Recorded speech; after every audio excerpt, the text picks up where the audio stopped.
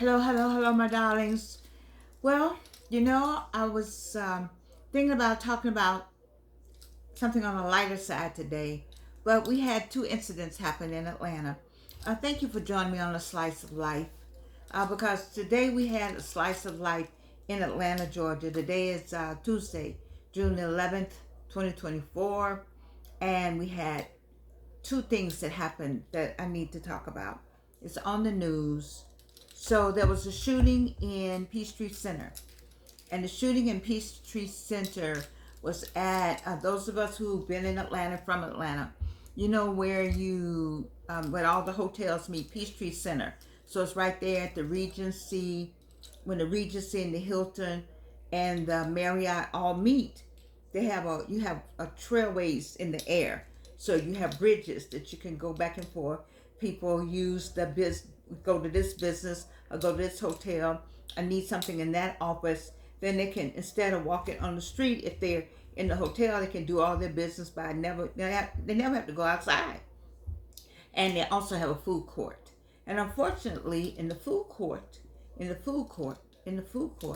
was a shooting, and the person got angry and pulled his gun on the person to whom he was speaking or having a disgruntled argument with, and he shot him and two more people.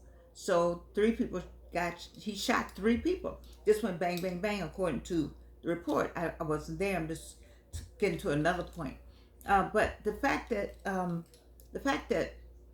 the person was in the food court, and I was just thinking about how many times I've been in that food court. How many times have if you've been in Atlanta and you're in Atlanta, or you visited Atlanta, and you went to the Hyatt, or you went either to the Hilton, or you went to the Marriott.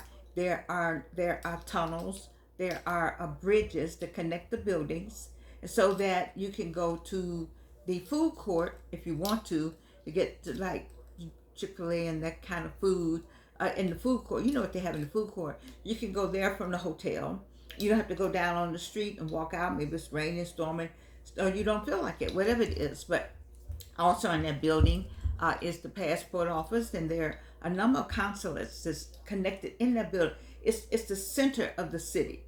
Hard Rock Cafe is on the corner, and back in the day, Franklin Salmon used to be across the street, which is now another kind of restaurant kind of place. And then across from that is the Westin.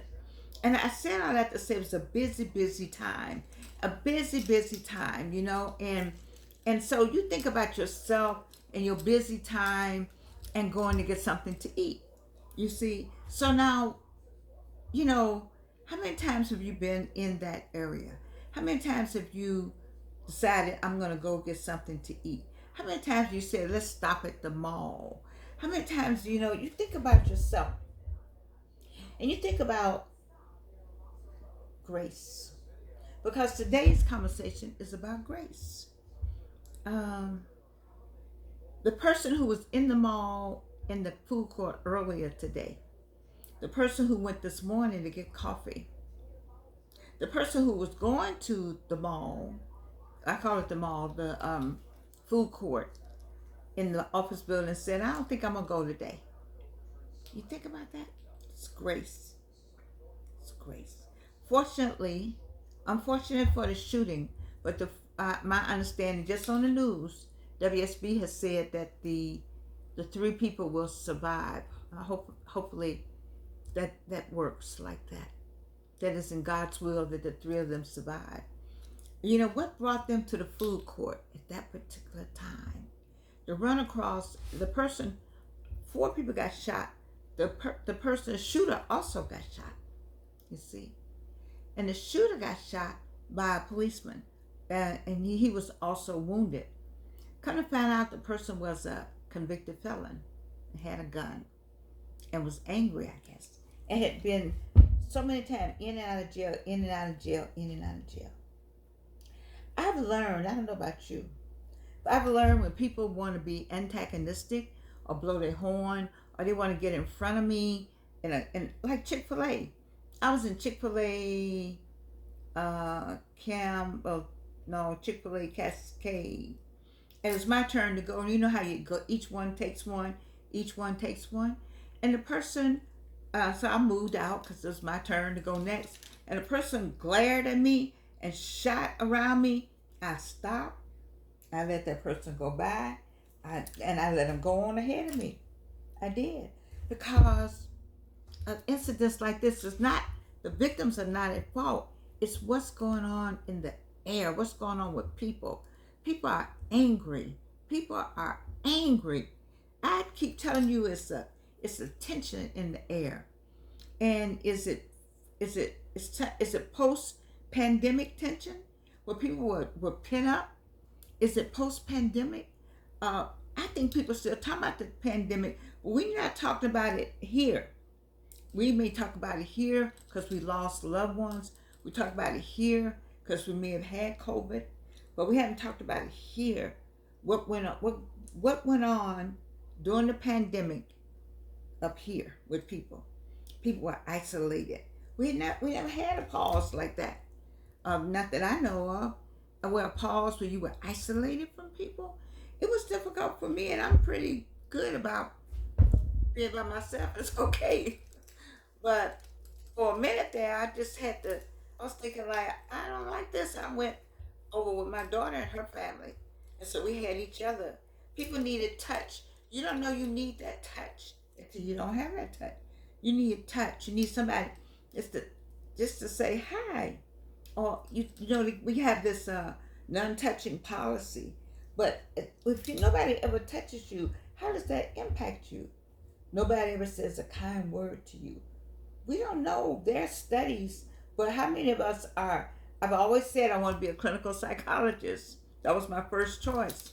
But my question is, we don't know the impact of the pandemic on the psychological ramifications that's associated with what is going on in today's world, in the society today, in the tension and the fighting and the quick temperedness that we are experiencing every day, even on a personal level, on a casual level, or just in the public. We don't know. We don't know. And so, I don't want to have a discussion with anybody about anything. You want that apple? Have the apple. You want those oranges? Have the oranges. You want that bag of peanuts? Have it. You saw it first. Go help yourself. Because God is always taking care of me. And I don't have to worry about whether or not I'm missing something. There was a time you think, well, I was here first. That was doing now I did that when it was a racial thing. And I still might step to it. But people got guns now. They got guns, them too. You got Karen out here and Ken, don't forget them. And it's a rough time. I think in the world. I don't think it's just in the United States, but I'm just gonna talk about Atlanta and those poor people that made a decision to go to the food court at 1:30 or 2:30 this afternoon. I don't have the exact time, but they broke in the news about 2:30. They broke in the news, so maybe you were 1 o'clock saying I'm gonna go to the food court, and 1 o'clock you asked somebody to go with you, or 1 o'clock you got off the elevator. You see where I'm going with this? You made a decision, and we can't live our lives in fear. I refuse to do that, especially if you're a Christian. Fear and faith don't they're not in the same sentence. Faith and fear. And I'm not saying these people were not faithful, or they may not even be fearful for that matter, but they were just trying to get some food. I understand it was in the food court. And some person who should not have been there was let out of jail, bonded out or whatever out, a convicted felon, and had a gun. And been in and out, in and out. We don't know who's been in and out of anything. There's a number of people who are functioning, just name it, functioning blank, functioning alcoholic, functioning weed addicts, functioning, people just functioning. And you don't know what would trigger them. You even a look, because I remember hearing some story about who you're looking at. You're not even looking. You just And you say, who you looking at? And you don't even know you're looking at somebody. You just say, oh, I'm just looking, I'm just trying to find my way. So sometimes the same things we have to do to get yourself home when the policemen stop you, some of those things you have to do to get yourself home just with people. Just to get you. It's an issue now, leaving home and returning home. That is a task now. That was a given back in the day, but it's not a given anymore. It's not a given anymore. We do not know if we're going to be able to leave for work and come home from work. Leaving home and arriving back home is no longer a given. I want to make sure I write that down. Leaving home and arriving home is no longer a given. So we got to look at, what does it take to get back home? What does it take to get back home? What does it take? Take to get back home. I asked God to get back home, to give me my what I want to say to you all. And I didn't have anything this morning. I was like, you didn't give me a word. And then this happened, and he gave me the word. He gave me a word. Grace is what he gave me. What does it take to get back home? It takes grace. What does it take to get back? It takes grace. So grace was offered to the 3 people that were not killed. It wasn't their fault. And one was 69, one was 70. You think that's all I talk about, is living longer and living life more fully. And here you can't go to the food court. At one time I wasn't going to food courts in the malls. I was just, and then when I did start going back to the food court, this is where I'm going to be in a contradiction with myself. So I would go to the food court and still be in the food court. But while I'm in the food court, I'm paying attention. How I used to sit and talk and laugh and have a good time. I sit and talk and laugh, but I'm paying attention. And so it's paying attention being fearful. It's paying attention being watchful. It's paying attention being responsible. Or can we just go to the mall and still enjoy it? Go to the food court, still enjoy it, and don't pay attention? I don't know. Where do you rank that? I need your response. Where do you rank that? You see, I want to be able to go to Peachtree Center and not have to think about I'm going to get shot. Let's go to part 2. While they were giving that news, we had another breaking news. Now, let me dispatch, before I say that other second breaking news, I used to ride the MARTA train to Delta Airlines. I didn't start riding the MARTA train. My daughter and I moved around a lot. Many of you know our story. And we landed in Peachtree North, her senior year in high school, I think. And we stayed there throughout her college years, I think.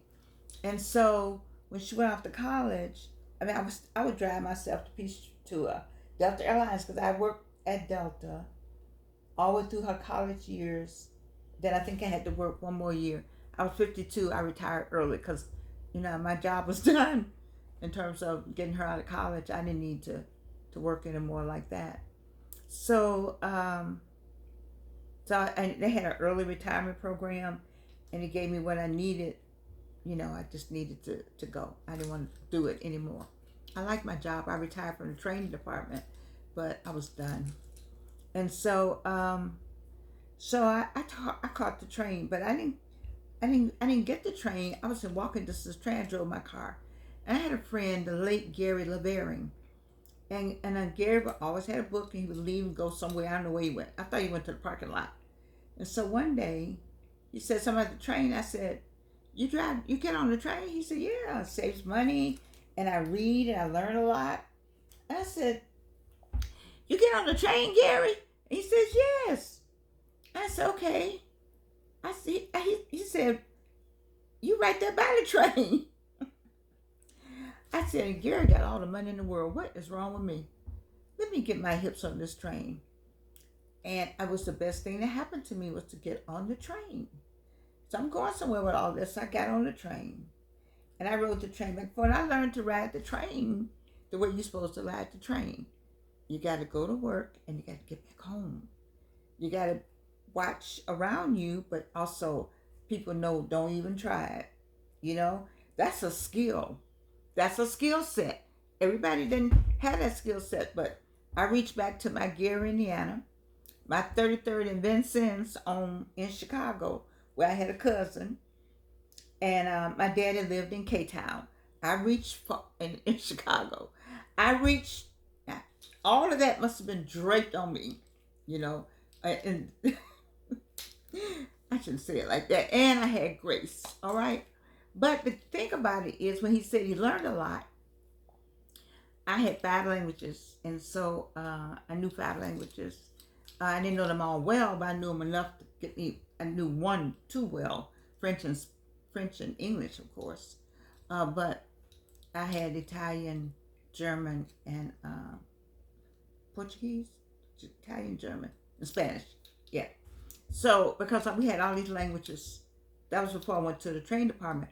I worked the ticket counter, international ticket counter, and I also worked for Swiss Air because they had a agreement.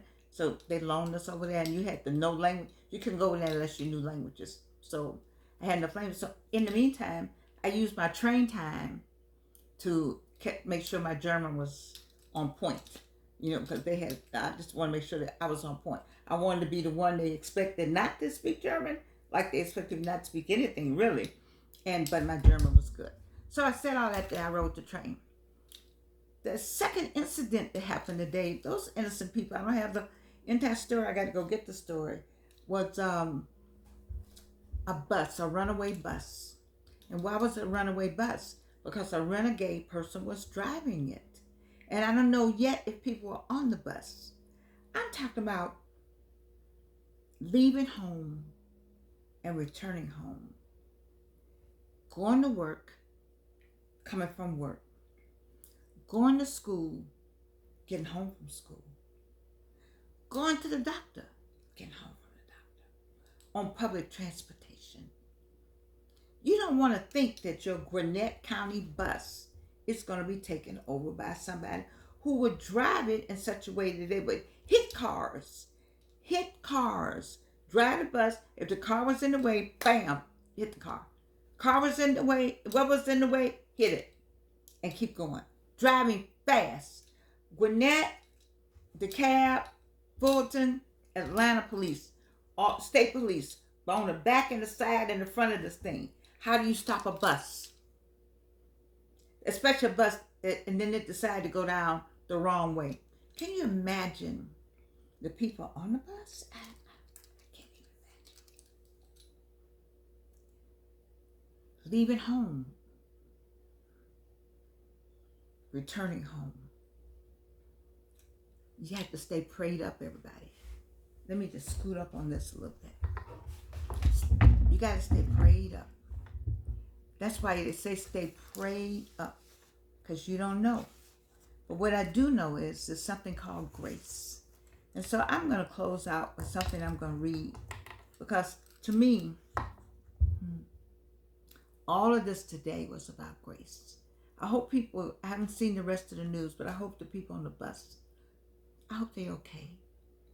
And I think about you. You're out there. Some of you are out there. You know, we have to go places. We can't lock ourselves in the house. We can't lock ourselves in our businesses. You know, we have to have life. We try to have life. It's a distraction. These things are a distraction because you have something to do. What about those fingerprints and those gifts? We all got a different gift. We all got different fingerprints, right? I talked about that a number of times. And so, but what we all can have is grace. Grace is what was given to the people who survived. Grace is what we had today. And grace is what I'm going to read, from my little book Jackie Jackson gave me. Today's word is, but unto every one of us is given grace according to the measure of the gift of Christ. Mm-hmm. All of those people must have had some kind of connection with God, or some kind of connection somewhere along the way, or it was God's grace that took care of them today, because the bus could have flipped over. It was going fast. The person with the gun could have just shot up everybody, just shot up people just for the heck of it. He shot the people he was in an argument with, which doesn't make sense, but I'm just talking about grace. It says, for by grace you have been saved through faith. And this is not your own doing. See, you can't give yourself grace. I can't give myself grace. I know I'm on grace. I know I've had some grace. And I know grace will come back to me. You see? So it says, I read from Ephesians 4:7 KJV, but now I'm reading from another Ephesians 2:8-9 ESV. For by grace you have been saved through faith, and this is not your own doing. Listen to me. It is the gift of God, not a result of works. Not you didn't give yourself this, so that no one may boast. You can't boast about anything that's happened here. We can boast about the police did a good job. We can boast about how fast the emergency units came. We can boast about the policeman who's on duty in the food court. We can boast about maybe the policeman who stopped the bus. But we cannot boast about the grace. We cannot boast about the grace that is given to all of this that happened today. We can't boast about that. It says here, but for by grace you have been saved through faith, and this is not your own doing. I thank God for grace. And I can't offer you grace, but I pray for grace for you today. Some of you, we're on different times, so we're on the afternoon, evening time here. Some of you are on the early California time. You're still moving around, getting out. Some of us, we're on the getting off from work time, so we're coming home. Some of you are already in bed. When you see this, you look at it in the morning and start your day. But I pray for grace for all of you. I pray for grace. For me and my family, and for you and your family, I pray grace. Because something is going on in the air. And that I would just, I don't know, I can't, I'm not God. I can't blow and peace be still. I can't do that. I know they said we could do things, but I can't do that. But I can pray for peace to be still. And this thing that happened today, 2 incidents. I haven't been back in there to look at the news. I came right here to talk to you. And so that I can pray, ask God for forgiveness for the craziness that goes on in this world, for some of the craziness that we all do. There's no exception. All of us are sinners, When they say, are you a sinner? You better raise your hand. No, I ain't no sinner. Well, don't tell that lie. I'm not going to tell that lie. But I am going to ask for grace. And it was grace that helped these people. I pray that they make it through the night, the ones that were shot. And then I don't know what happened. There was an ambulance that showed up at the bus. I have to go and see what happened. But I'm asking for grace for the families. You can imagine how your family, you're on the phone saying, I'm on a runaway bus. I'm down here in the mall. Everybody know you got up and went down to Peachtree Center today, and they don't know if you got shot. Just grace, peace, be still. My goodness. What in the world is going on, people? What is going on? I don't know. Well, you know this. You know God loves you, that's for sure. And you know I love you. And you can't do anything about that's love.